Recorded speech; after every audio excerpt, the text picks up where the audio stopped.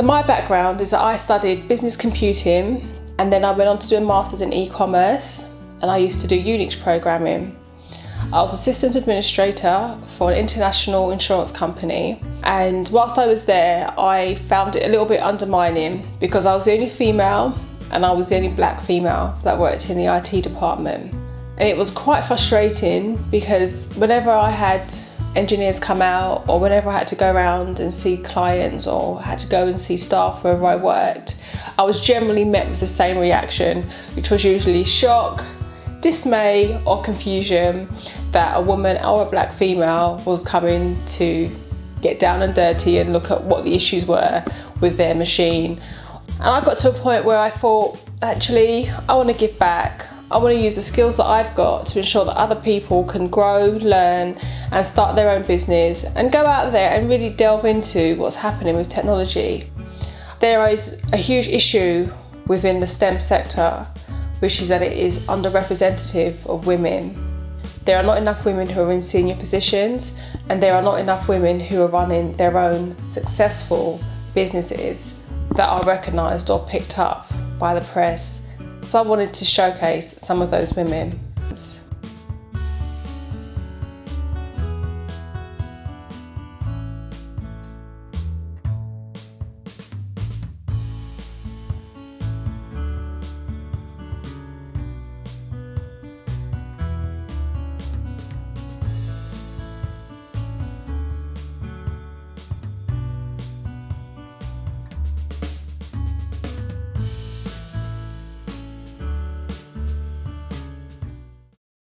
There are two organisations you go to. British Library do courses as well, on websites, apps, that kind of thing.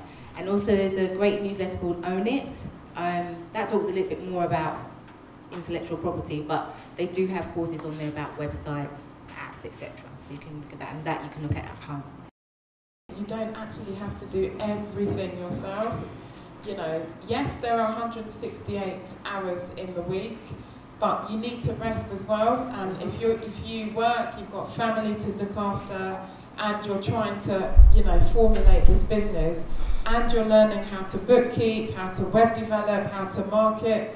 At some point, you need to get somebody else or some other people to help you. You can outsource. You know, I think when we start new businesses, we're a bit cautious about the spend, but it doesn't have to cost hundreds and thousands, it really doesn't. So there are two websites that I wanted to share. One is called peopleperhour.com. I love that site, but basically you can put your request on there, an hourly or a gig, whatever it's called. I think it's more hourlies these days. But you have in mind how much you are prepared to pay, and people will pitch, you know, their skills, experience to you, and then you decide if you want to go ahead, who you want to go ahead with.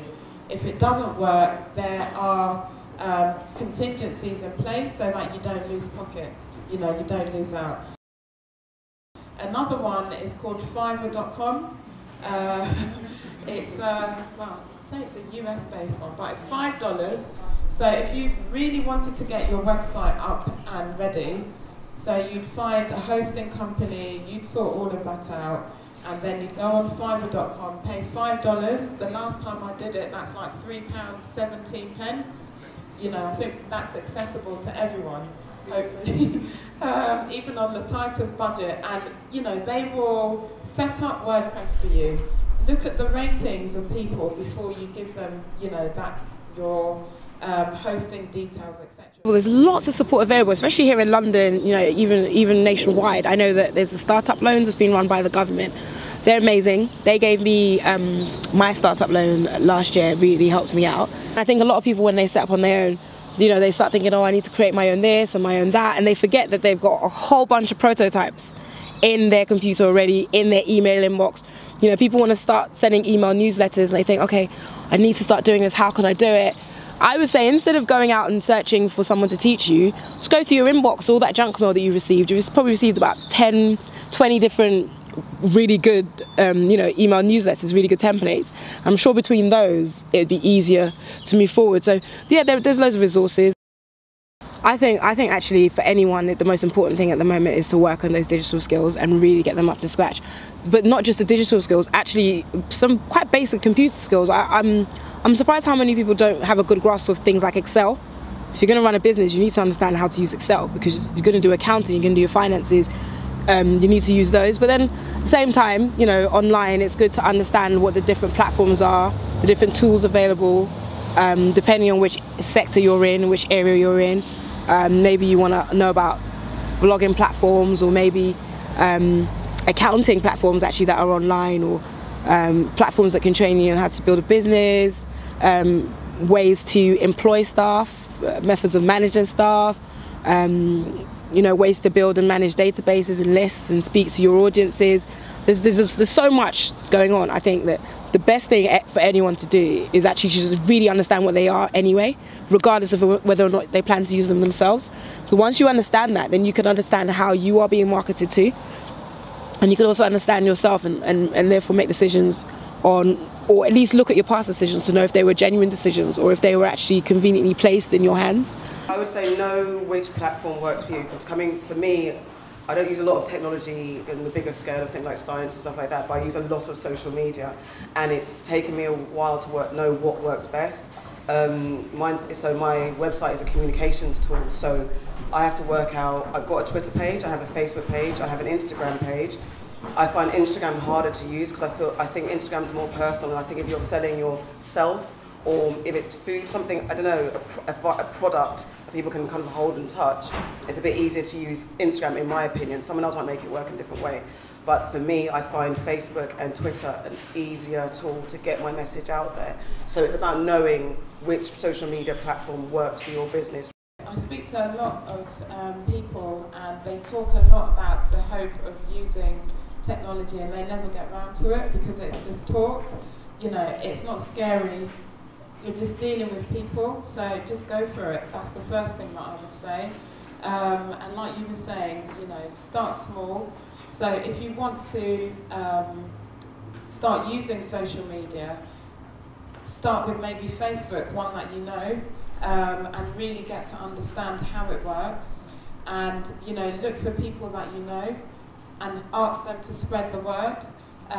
Every time they like, share or comment about something that your business has put out there, it makes it accessible to their friends. They can see, their timeline and everything they've done. Somebody else will then like, share, how everything goes viral. And then once you've mastered one, you can maybe add another one. I use LinkedIn a lot, and the reason I use that is to network and to maintain my network. And it's a great tool because networking is a great skill to learn, and I think especially women and my colleagues, my female colleagues, they shy away from networking to some extent because there's negative connotations with it. But networking, once you approach it in the right way and you connect in the right way, it will really open up doors for you. And once you understand how it can, do that for you, then things like LinkedIn are perfect for maintaining and keeping in contact with that vast network. Worked with a lot of women who, sorry, I keep saying women, I'm not partial, it's just, my audience primarily is women. But basically, many of them, their web developers convince them to host their websites on the web developer site. If you're speaking to anyone who's recommending that, please don't do it, because then you're tied in, and if you have a fallout, a disagreement with that web developer, you're stuck. You need to get hosting from independently. It's one thing giving them access details so that they can build the website for you, but do not host it with them. Use a trusted hosting provider. You can Google, like the top 10 UK host providers or something, or ask people, friends and family who have established a website. Don't get caught with that one, because it happens quite a lot even today.